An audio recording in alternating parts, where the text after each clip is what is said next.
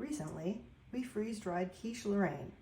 We bagged some up, set aside some for testing, and today we're going to rehydrate it. These bags are made to tear open and reseal if you need to.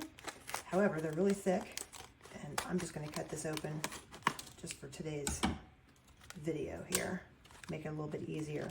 Now, I probably should have used a larger sized bag when packaging these because you can see two of them broke, and the first two that went in still look like they stayed in a round disc.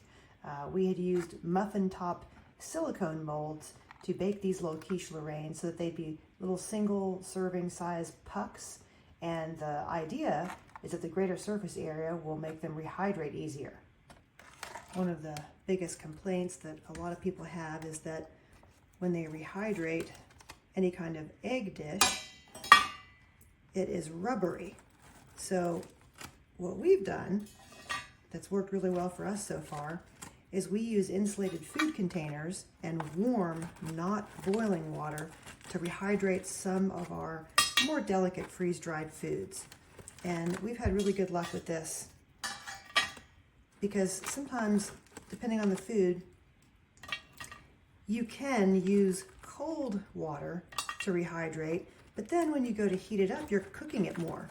And sometimes that additional cooking is what causes the rubberiness.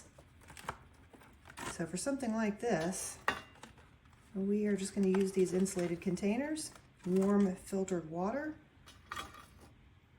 and that should minimize, if not eliminate, the rubbery factor.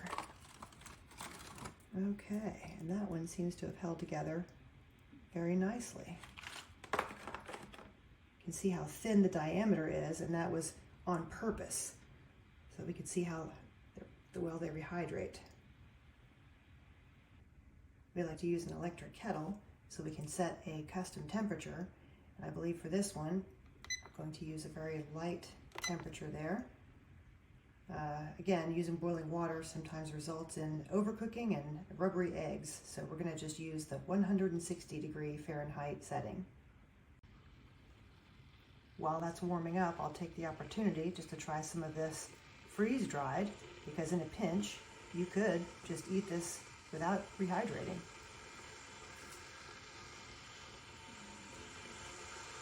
And especially with the bacon and the cheese, it's almost like a little crispy snack. It's really good.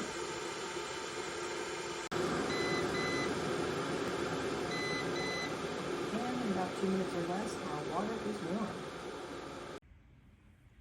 We use filtered water for best taste. If you're traveling or backpacking on the road somehow, you can also use bottled water. I'm just going to add a little bit.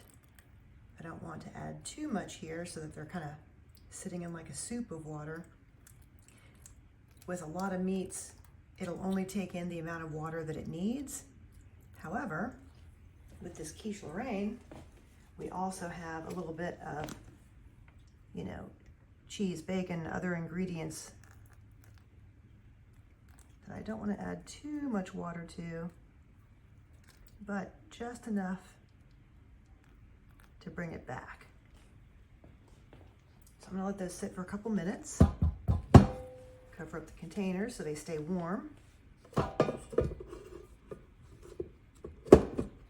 we'll check it in about 2 or 3 minutes.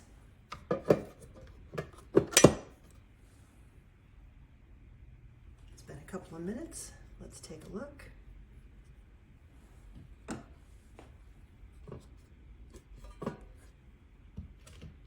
Okay.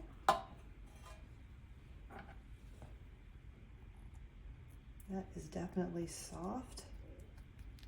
That one is still a tiny, tiny bit crispy in some areas. Let me see about this one. That feels nice and soft. Yep. I can feel the warmness, so they're pretty much ready to eat. I may add a little bit more water to that one, or I may just eat it as is. It's still nice and warm. So this is ready to eat. Go ahead and take that one out.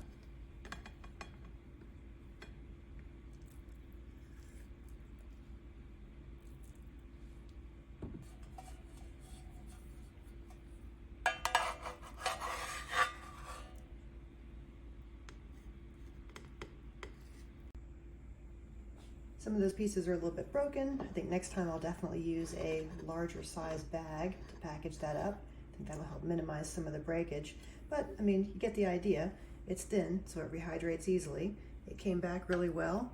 It's delicious. It's soft. It's ready to eat. It's still warm from the container. So we're gonna go ahead and have breakfast.